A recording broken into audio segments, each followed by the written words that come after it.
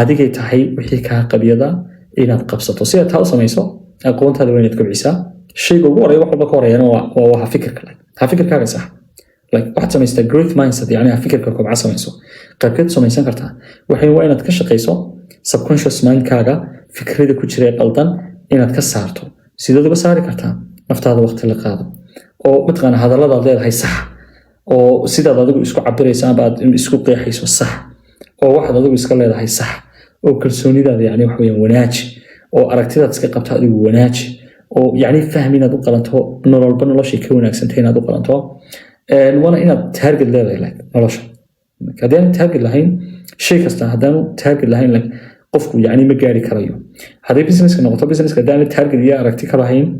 dee businesskaas ma noqona business guuleysta aakhirka u dhimanaya haddii aanad shakhsiyan noloshaada aanad target lahayn aakhirka waxa weeyaan waxaad ku gaboobaysaa adigoo gaadhin waxaad u baahan inaad gaadho